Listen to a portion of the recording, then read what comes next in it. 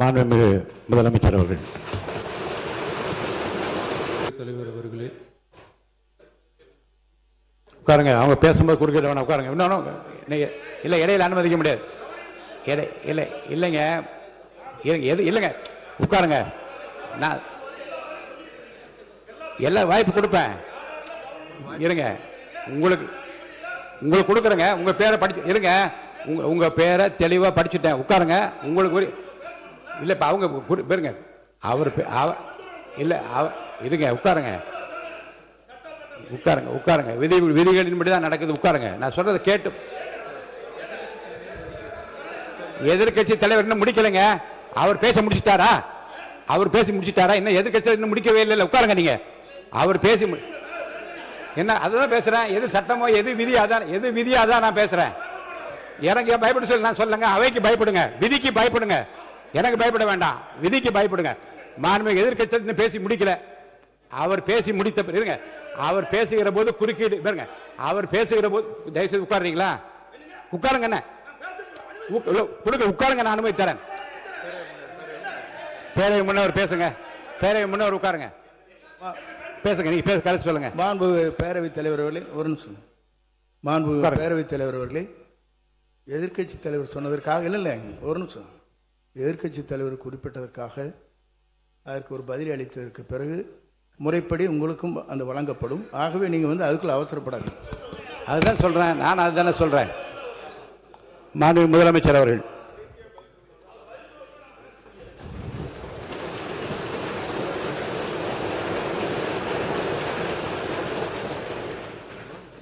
மாண்புமிகு பேரவைத் தலைவர் அவர்களே,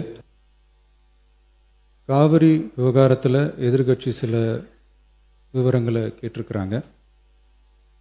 காவிரி நமக்கு உயிர் ஆதாரம், நம்மளோட உணர்வு ரீதியான ஒன்று. அதனால் அதை வச்சு அரசியல் பண்ணுற எண்ணம் துளி கூட நம்ம அரசுக்கு இல்லை.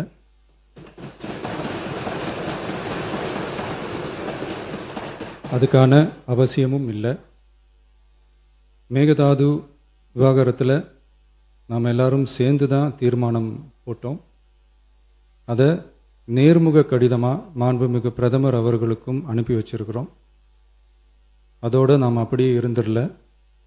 ராஜ்யசபாவில் ஒன்றிய ஜல் சக்தி துறை இணை அமைச்சர் மேகதாது அணை பற்றி முழு விவரங்களை குறிப்பிடலைன்னு தெரிஞ்சதும் காவிரி நடுவர் மன்றத்தின் இறுதி தீர்ப்பு மற்றும் மாண்புமிகு சுப்ரீம் கோர்ட் தீர்ப்பு சம்பந்தமான விதிகள் மற்றும் பத்திகளை கோட் பண்ணி மேகதாது திட்டத்துக்கு எந்த விதமான சட்டபூர்வமான அனுமதியோ நிர்வாக அனுமதியோ வழங்கக்கூடாதுன்னு மாண்புமிகு பிரதமர் அவர்களுக்கு அடுத்த நாளே நேர்முக கடிதம் எழுதினோம்.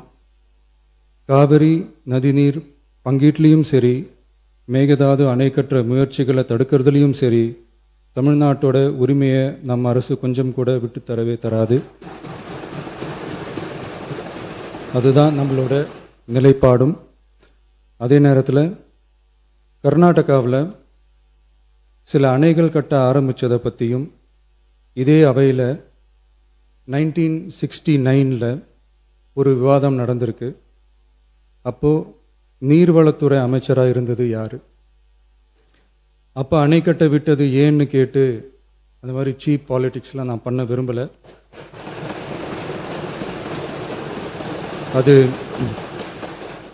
அது நம்ம நோக்கமும் இல்லை. ஏன்னா காவிரி விவகாரத்தை ரொம்ப கவனமாக கையாளணும். எந்த கட்சி ஆளுகிறது, எந்த கட்சிக்கு பெருமை, யாருக்கு பெருமைன்னெலாம் பார்க்கக்கூடாது.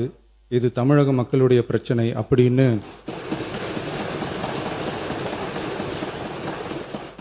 அப்போ இருந்த எதிர்கட்சி தலைவர் திரு திருமன் அவர்கள் சொன்னதை இந்த சபையில் சொல்ல விரும்புகிறேன்.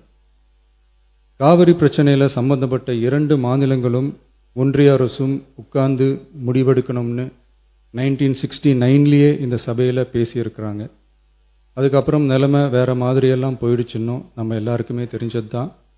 சட்டப்படி இந்த பிரச்சனையை அணுகிறதுல நாம் உறுதியாக இருக்கிறோம், அதில் மாற்றமே இல்லை. இருந்தாலும் ஒரு அட்டெம்ப்ட் எடுத்து பார்க்கலாம்னு தோணுனது தான் அந்த பெங்களூர் விசிட்.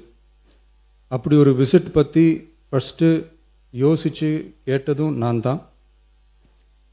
நாம் பெங்களூர் போக நினச்சதை பற்றி பல ஒப்பீனியன்ஸ் வந்துச்சு.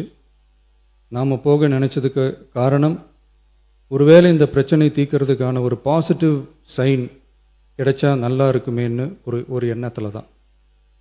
இன்றைய காலத்தில் பகை நாடுகளை பேசி தீர்க்க பார்க்குறாங்க. பக்கத்து மாநிலத்தோட பேசி பார்த்தா என்னன்னு நினச்சேன்.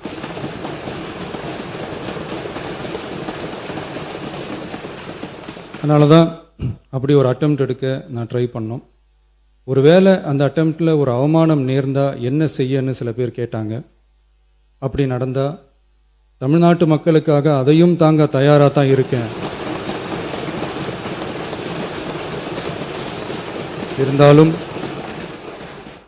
இருந்தாலும் நம்ம மேலே அன்பு காட்டின அத்தனை பேருக்கும் என்னோட நன்றிகள். இந்த காவிரி விவகாரம் பற்றி மாண்புமிகு நீர்வளத்துறை அமைச்சர் அவர்கள் உரிய விளக்கம் அளிப்பார். அதே மாதிரி காவிரி பிரச்சனையால் பாதிக்கப்பட்ட விவசாயிகளுக்கான அந்த இன்சூரன்ஸ் ப்ரீமியம் அரசே கட்டுறதை பற்றி கேட்டிருந்தாங்க. அதுக்கான விரிவான பதிலை மாண்புமிகு விவசாய அமைச்சர் அவர்கள் தருவார். அப்புறம் இந்த குறுவை சாகுபடிக்கு அந்த நிவாரண தொகுப்பு பற்றி எதிர்க்கட்சியிலேருந்து கேட்டிருந்தாங்க. அந்த குறுவை சாகுபடிக்கு அந்த நிவாரணம் ஏற்கனவே கொடுத்தாச்சு, வழங்கியாச்சு. இது அரசியலே நாங்கள் தான் அப்படின்னு சொல்லிக்கிறவங்களுக்கு இது எப்படி தெரியாமல் போச்சுன்னு எனக்கு தெரியல.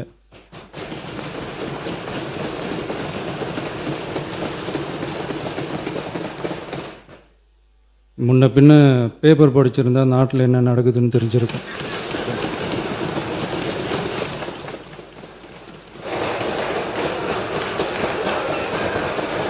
மாண்புமிகு